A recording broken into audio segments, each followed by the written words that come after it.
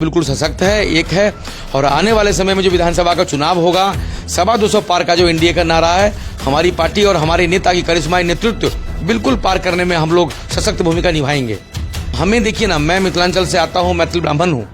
मुझे पार्टी ने जिस तरीके से मान सम्मान दिया, युवा का राष्ट्रीय उपाध्यक्ष बनाया, मीडिया के पैनलिस्ट बनाया, प्रवक्ता बनाया, और पार्टी जिस तरीके से मुझे हमारे नेता आदरणीय चिराग पासवान जी आदर और सम्मान देते हैं, तो मैं नहीं ये कह सकता या कोई भी आदमी ये नहीं कह सकता कि वो एक पासवान के नेता है। पासवान तो हैं ही हमारे साथ, उसके साथ हमारे नेता सब दल, सब समाज, सब धर्म को साथ लेके चलते हैं। अब 40 सीट मिलेंगी, उससे तो काम नहीं चलेगा। 250 पार तो ऐसे नहीं होगा। तो हम लोग 250 पार का नारा का मतलब ये है कि जो 243 की जो विधानसभा की सीटें हैं, हमने सारे, क्योंकि हमारा जो संगठन है बहुत विस्तार है, ब्लॉक अध्यक्ष से लेके जितने भी हमारे जिला अध्यक्ष, सबको हम लोगों ने जिम्मेदारी दे दी हमारे नेता ने कि वहाँ 243 विधानसभा सीटों पर जो है मजबूती से एनडीए के लिए करना है प्रचार प्रसार। तो ताकि हम लोग जब वहाँ चुनाव होगा तो हमारे को तो मान लीजिए 40 देंगे, 38 देंगे, लेकिन जीत का जो हमारा टारगेट है वो 250 पार है। दोस्तों, बिहार विधानसभा चुनाव से पहले चिराग पासवान के बयानों ने एनडीए का सिरदर्द बढ़ा दिया है। देखिए, कई कार्यक्रमों में चिराग पासवान जो हैं वो नीतीश सरकार के प्रशासन के व्यवस्था पर सवाल उठा देते हैं, जिससे एनडीए के नेताओं की टेंशन बढ़ जाती है कि चिराग आखिर एनडीए में है या नहीं है। कई बार तो वह डायरेक्ट सोशल मीडिया पर नीतीश सरकार पर हमला बोल देते हैं, प्रशासन पर कई तरह के आरोप लगा देते हैं और कहते हैं कि प्रशासन चुस्त नहीं है, सुस्त है। बातचीत करेंगे, हमारे साथ लोजपा के मीडिया पैनलिस्ट विभय कुमार झा जी हैं। विभय जी, चिराग पासवान कभी कभी भ्रम पैदा कर दे रहे हैं कि आखिर वो एनडीए में है या नहीं है, एनडीए में रहेंगे या नहीं रहेंगे। 243 विधानसभा चुनाव में अकेले तो चुनाव नहीं लड़ने जा रहे हैं। देखिए, हमारे नेता आदरणीय चिराग पासवान जी की हमेशा से चिंता बिहार की रही है। उनको दिल्ली में रहते हुए उनको हमेशा दिमाग में ये रहता है कि आखिर बिहार में जिस तरीके से आपराधिक घटनाएं जो बढ़ी हैं बीचों अभी कुछ दिनों पहले, तो उनको ऐसा लगता है कि आखिर ये क्या हो गया बिहार में आखिर बिहार में किसकी नज़र लग गई। तो कहीं ना कहीं चिंता स्वाभाविक है। आप भी मीडिया कर्मी हैं, मैं भी एक अगर सामान्य नागरिक के रूप में सोचेंगे, कोई भी ये सोचेगा भाई इस तरीके की घटनाएं क्यों घटित हो रही हैं। इसका मतलब कतई नहीं है कि हमारे नेता आदरणीय चिराग पासवान जी, हमारा दल जो एलजेपी है रामविलास, वो कभी वो जो एनडीए के हम पार्ट हैं, हमारे नेता आदरणीय चिराग पासवान जी वो महत्वपूर्ण मंत्रालय के मंत्री हैं। वो तो यहाँ मजबूती से जो 5 जो घटक दल हैं एनडीए के, उसमें से एक हम लोग बहुत मजबूत साथी हैं। तो इसमें बिल्कुल अंदाज़ा आप लोग मत लगाइए, एनडीए बिल्कुल सशक्त है, एक है।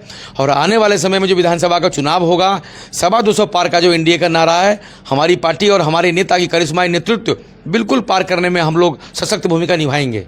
अच्छा, क्या आप चिराग पासवान वोटरों को एकजुट करना चाह रहे हैं? क्योंकि उनका जो बयान रहता है, पासवान उनके सभा में अधिकतर पासवान उनके समाज के ही लोग पहुंचते हैं, दलित समाज के लोग पहुंचते हैं। तो क्या चिराग पासवान ये चाह रहे हैं कि मेरे वोटर हमारे ही पास रहें, नीतीश सरकार की तरफ, नीतीश कुमार की तरफ टर्न ना हो? देखिए, स्वाभाविक सी बात है, जब 5 लोकसभा का अगर सीट मिला हमारी पार्टी को, तो 5 में 5 हम लोग जिता लिए 100% स्ट्राइक रेट के साथ। लेकिन आप ये नहीं कह सकते कि पासवान के नेता। अब हमें देखिए ना, मैं मिथिलांचल से आता हूँ, मैथिल ब्राह्मण हूँ। मुझे पार्टी ने जिस तरीके से मान सम्मान दिया, युवा का राष्ट्रीय उपाध्यक्ष बनाया, मीडिया के पैनलिस्ट बनाया, प्रवक्ता बनाया, और पार्टी जिस तरीके से मुझे हमारे नेता आदरणीय चिराग पासवान जी आदर और सम्मान देते हैं, तो मैं नहीं ये कह सकता या कोई भी आदमी ये नहीं कह सकता कि वो एक पासवान के नेता है। पासवान तो हैं ही हमारे साथ, उसके साथ हमारे नेता सब दल, सब समाज, सब धर्म को साथ लेके चलते हैं। अब आप देखिए, हमारी पार्टी में हर दल के लोग, हर धर्म के लोग हैं, हर समाज के लोग हैं। तो इसीलिए आप, लेकिन दलित की जहाँ तक नेता की बात है, तो हमारे नेता के जो पिताजी स्वर्गीय रामविलास पासवान जी, तो वो तो सबसे बड़े नेता थे ही। लगातार आप देख लीजिए उनका जो पॉलिटिकल ग्राफ, पॉलिटिकल कैरियर है, आप निकाल के देख लीजिए। हमारे नेता आदरणीय चिराग पासवान जी 2014 से लगातार एमपी हैं, लगातार 3 टर्म से एमपी हैं, पार्टी के राष्ट्रीय अध्यक्ष हैं। तो हमारा ग्राफ तो बढ़ता ही जा रहा है। तो जो पासवान के नेता तो सर्वमान्य नेता तो हैं ही, उसके अलावा वो सब दल, सब समाज, सब धर्म के नेता हैं। सब और भी दलों में उनकी हमेशा प्रशंसा होती है। आपने देखा होगा अलग अलग नेताओं के जो बाइट हैं, चिराग पासवान जी के बारे में आप लोग पूछिए अलग अलग नेताओं से, तो एक पॉजिटिव रिस्पॉन्स रहता है। तो इसलिए करिश्माई नेतृत्व जो हमारे नेता का है, इसीलिए हम लोग चाहते हैं कि उनको एक बड़ी जिम्मेदारी भी मिलनी चाहिए। अच्छा, मुंगेर के सभा में चिराग पासवान एक बात कह रहे थे कि मेरे साथ षड्यंत्र किया गया और फिर से साजिश करने की साजिश रची जा रही है और फिर से मेरे साथ साजिश हो सकता है। तो अटैक किस पे है? ये क्या नीतीश कुमार पे अटैक है या फिर कोई और नेता पे अटैक? देखिए, ऐसा कुछ नहीं है। हमारे नेता शुरू से ही 243 पे फोकस उनका रखने का एक ही मकसद है कि आखिर 225 पार का जो नारा है एनडीए का, वो आखिर कैसे होगा जब हम लोग सब अब आप मान के चलिए हम लोग 40 की डिमांड कर रहे हैं, मान के चलिए हमारे को 38 सीट मिलेंगी या 40 सीट मिलेंगी, उससे तो काम नहीं चलेगा। 225 पार तो ऐसे नहीं होगा। तो हम लोग 225 पार का नारा का मतलब यह है कि जो 243 की जो विधानसभा की सीटें हैं, हमने सारे, क्योंकि हमारा जो संगठन है बहुत विस्तार है, ब्लॉक अध्यक्ष से लेके जितने भी हमारे जिला अध्यक्ष, सबको हम लोगों ने जिम्मेदारी दे दी हमारे नेता ने कि वहाँ 243 विधानसभा सीटों पर जो है मजबूती से एनडीए के लिए करना है प्रचार प्रसार। तो ताकि हम लोग जब वहाँ चुनाव होगा तो हमारे को तो मान लीजिए 40 देंगे, 38 देंगे, लेकिन जीत का जो हमारा टारगेट है वो 225 पार है। तो इसीलिए ऐसा कुछ नहीं है। हमारे नेता एक मजबूत घटक दल है हमारी पार्टी। हमारे नेता की महत्वपूर्ण भूमिका है। हर जगह जो भी एक घटक दल की बैठक होती है, हमारे नेता सबसे आगे प्रधानमंत्री जी के बिल्कुल आजू बाजू में आपको दिखाई दे जाएंगे। तो कहीं कुछ भी कन्फ्यूजन नहीं है। हम लोग मजबूती से यहाँ चुनाव लड़ेंगे और 225 पार हम लोग जो है वो करेंगे।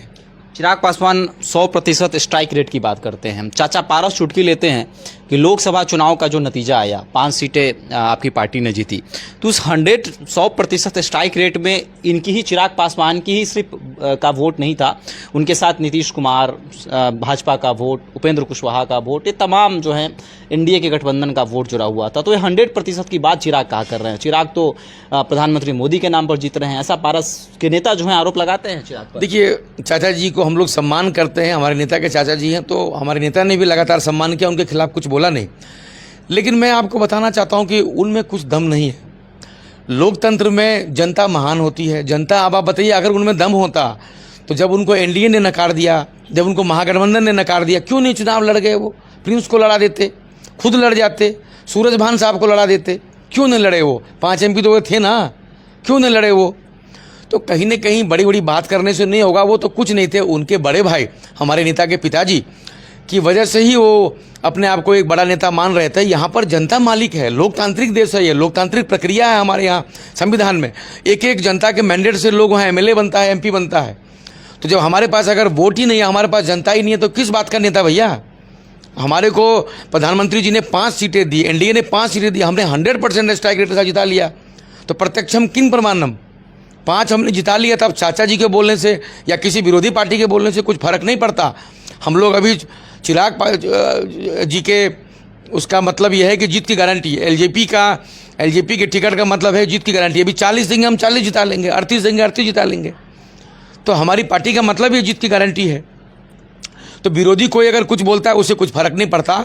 हमारा टारगेट 225 पार कैसे हो, हमारे नेता और हमारी पार्टी उसमें लग चुके हैं। अच्छा, माता सीता का मंदिर का आज भूमि पूजन है, क्या कहेंगे? मिथिलांचल से आप भी आते हैं, बेनीपट्टी से आते हैं। देखिए, आज हम सभी मिथिलावासियों के लिए बहुत ही बड़ा शुभ दिन है।